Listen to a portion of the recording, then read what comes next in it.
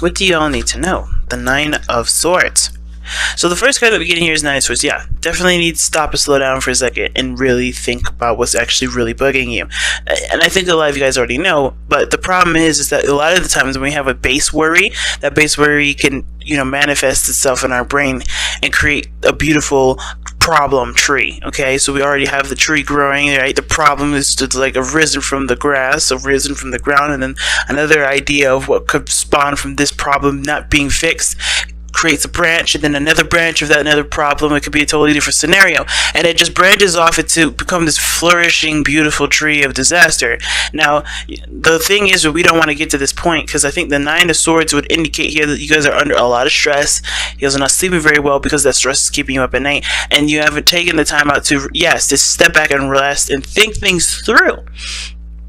You have a powerful mind, Gemini, and you can use it for good. Right now, you're using it in a way that isn't benefiting you. Or for some of you guys, you're aware that your your thoughts are being your enemy. You don't have to let it be your enemy. You can work together with it. You don't ever have to let your brain be a separate entity of yourself. So this is this is the biggest thing I'm seeing here for a lot of you guys. Is the stress is becoming to be too much. All right. Oh, we have a card that's upright already. High Priestess. Okay. Secrets.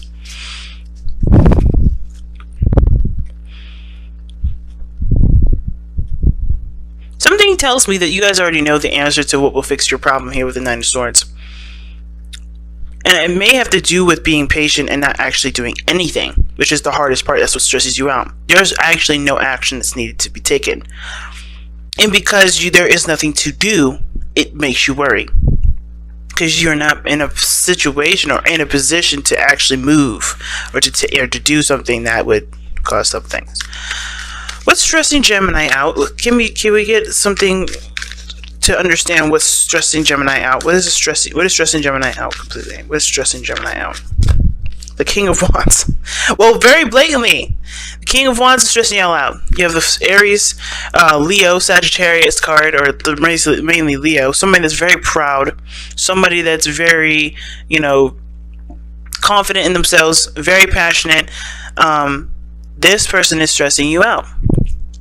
This person right here is stressing you out. Now, this could be just nobody in your life at all. This could be your confidence and, your desire to travel, your desire to explore and be yourself, to do something fun and have something going for you in your life. Because there's stagnancy that says something here, right? The Four of Swords talks about taking a break, not doing anything, resting, reflecting, and then the Nine of Swords. Some of you guys, here's the situation. Either you guys need the time to take a break, take a moment to recognize that something's, either recognize something's bugging you, or take a moment to just kind of break away from what's bugging you. Stop taking so much action, stop doing so much, being such an active individual, and just rest, right? Just rest. Now, and then the other end is that some of you guys have been resting, have been taking some time out, and it's bugging you that you don't know what to do to get your energy up, to go out and do something that's inspirational and motivates you to continue to push on. Right? So some of you guys are having a hard time or struggling to be motivated to do something. Okay? Now, at the same time, this could be a totally different individual. This could be someone that you're dating. And like I said, a Leo, Sagittarius, or an Aries. This can also just indicate that this is someone around you that has the characteristics of the King of Wands. Very passionate, very energetic, they're always doing something, the life of the party.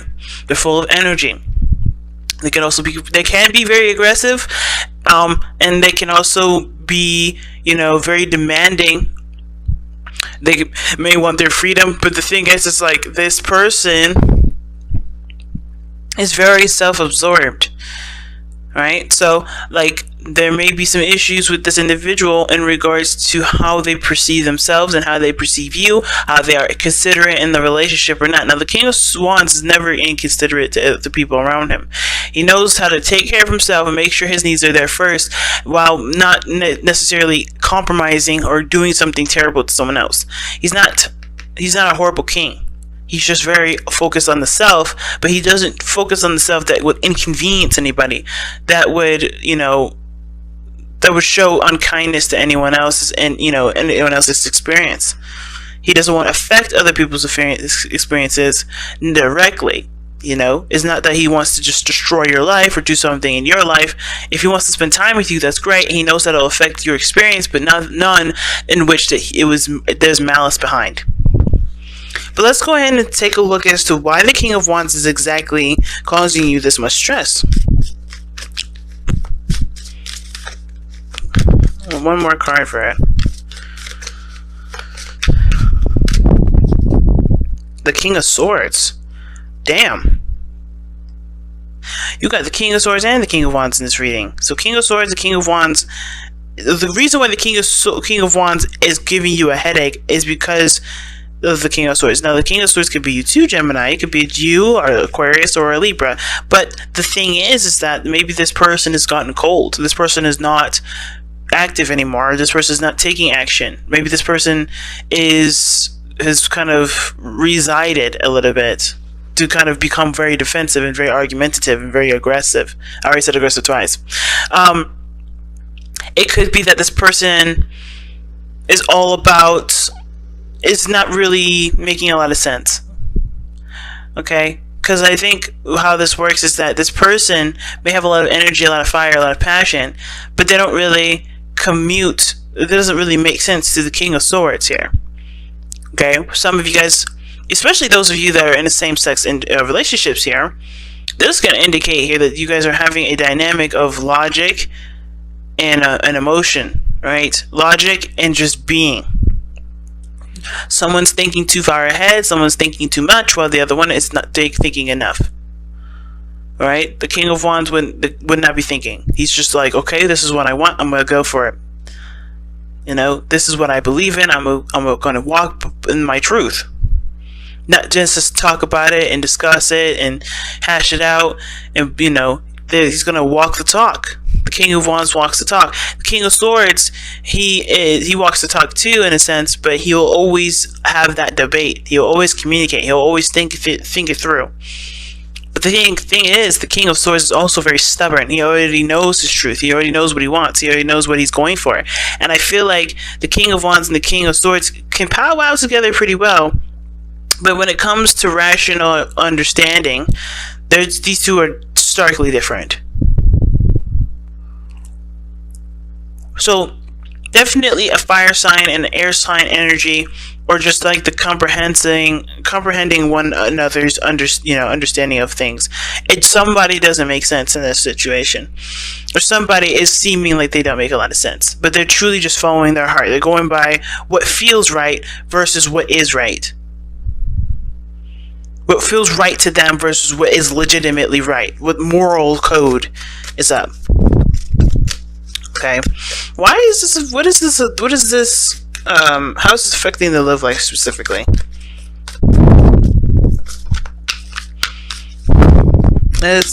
Honestly, I want to actually know.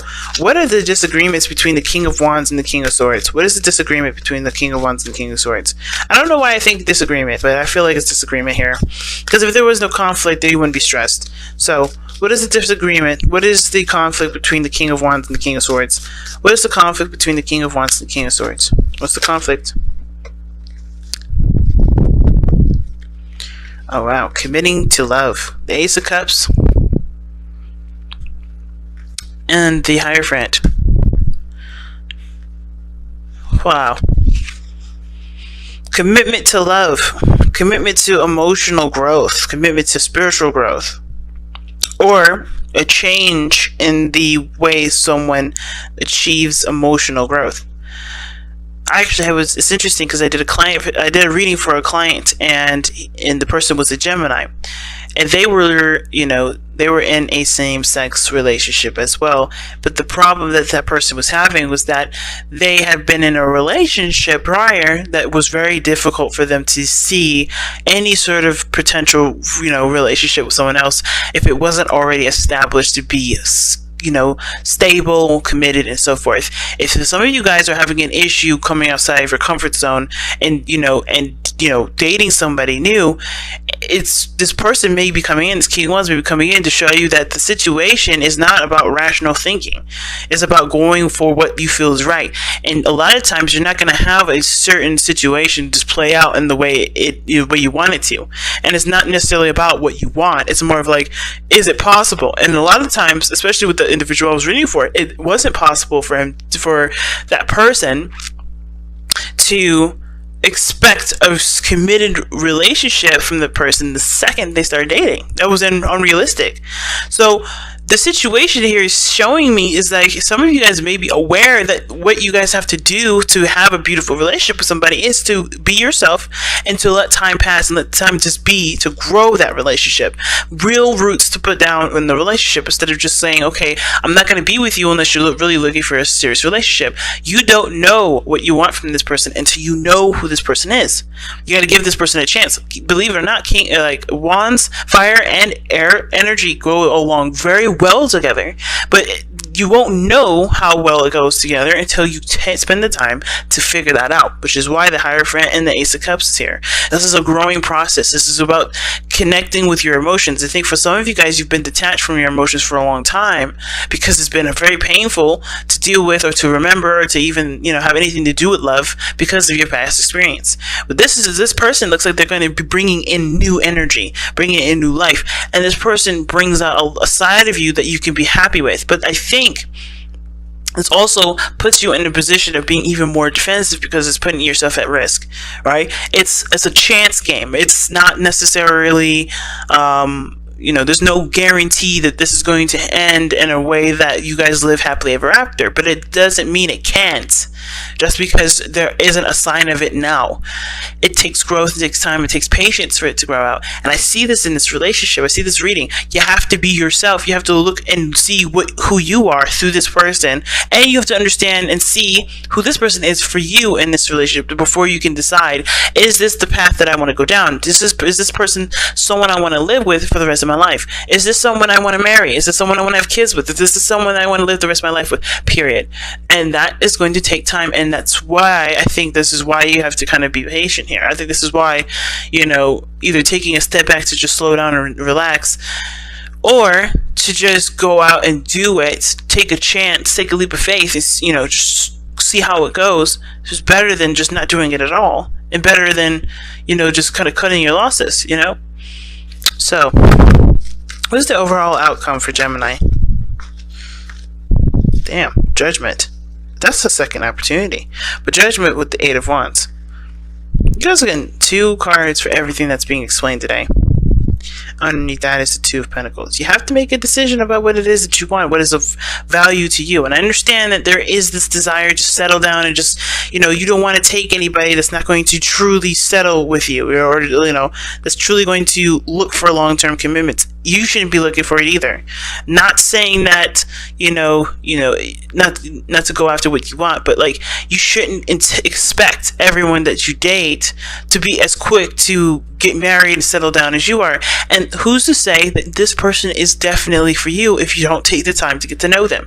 Remember, everything happens for a reason. Time is given to us to understand what we need to understand, so we can avoid situations, so we can understand the person or understand the circumstance a lot better than what we looked at from the situation up close. Because think about this, and I actually got this from a comedy skit. I don't know if you guys have seen it, Equimity,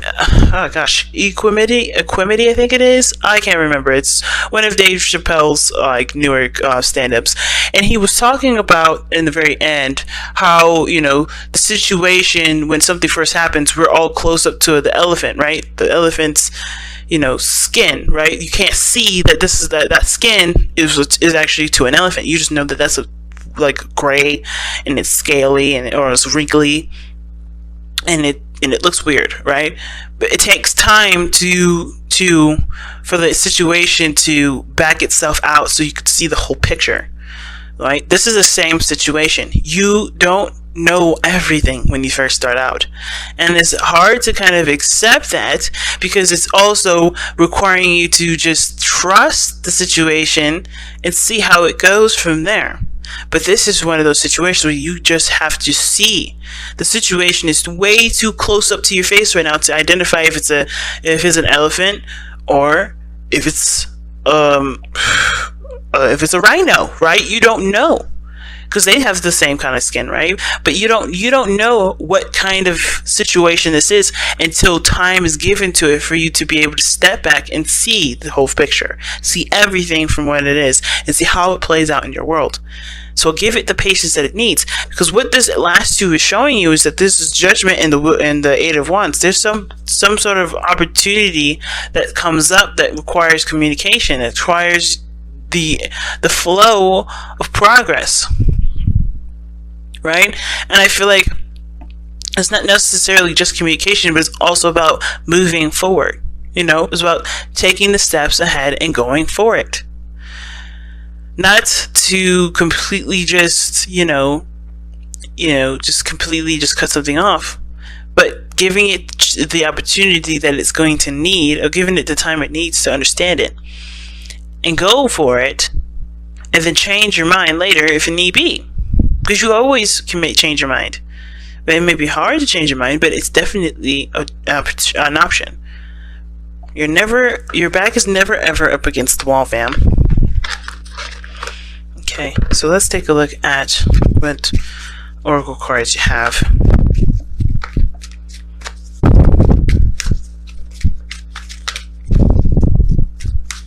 Alright, so what does Gemini need to hear from Messenger Oracle? What does Gemini need to hear from Messenger Oracle? What does Gemini need to hear from the Messenger Oracle? What does Gemini need to hear from the Messenger Oracle? What does Gemini need to hear from the Messenger Oracle? Heed the messengers. And that totally talks about not ignoring the signs. And that doesn't mean that, hey, if this person is a bad influence, run away. It's more of like, hey, if this person, it makes you happy, and you're just listening to the fears that are ringing around in your mind because of everything you've experienced, do you want them to win and keep you from being happy? Or do you want to try, see if this is exactly something that you've always wanted? And I'm feeling like pulling you guys to surrender the Power of Surrender card, because I'm addicted to these cards. And that was probably like the third week in a row I've used these, but this is one of my favorite cards ever. Okay, it's best cards ever. But yeah, heed the messenger. Don't ignore the signs. Don't ignore the messages just because it's too frightening to see what could happen, what could go wrong. It's always easy to think about what could go wrong, but it's always hard to stay optimistic and see the other side. Right? Realistically, you can always be prepared for the worst, but why not also expect the best? Alright, you guys also have surrender your attachments to results. See what I'm saying? Guys, the formula for success is to do all you can to make things happen, then let go of the results. Holding on too tight to a desired outcome can sabotage it. Like I said, you have got to give it time. You have got to give it space. You have to give yourself time and space to figure out if this is exactly what you want. Looking for something from the very beginning will stress you out, because and also leave you to be very unhappy because you're not looking for something that can be given to you in the second's notice. It can't be given to you in second's notice. It has to take time. It has to grow. You have to overcome the challenges and the struggles. You have to understand the dynamic between you and a different person. And I feel like the person that's in your life right here is not doing anything to be malicious or hurtful, but they're doing what's best for them, and you have to do what's best for you and not think about what could come of this relationship and just focus on what you want right now. What you want to feel right now. Do you want to feel love? Because love can come and love is here. If you want commitment, why don't you just sign a contract with somebody and work with them, right? If it's commitment that you want, there's other ways to do it than being in a relationship that requires you to feel. Because a relationship cannot be blossomed from looking for something straight up from being a commitment. You have to look from it in a hard place, being able to receive and give love. And if you can't give it, that sort of commitment may not be the kind of commitment that you should look for.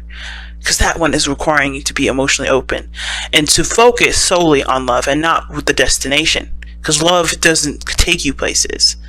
Love is emotions. Okay, it's hard, y'all. I understand, considering that you guys have obviously every reason to be worried or stressed out, and to be even hesitant when it comes to future relationships, considering maybe the past one didn't work out. But you have to trust. If you want anything to grow in your favor at all, you have to trust.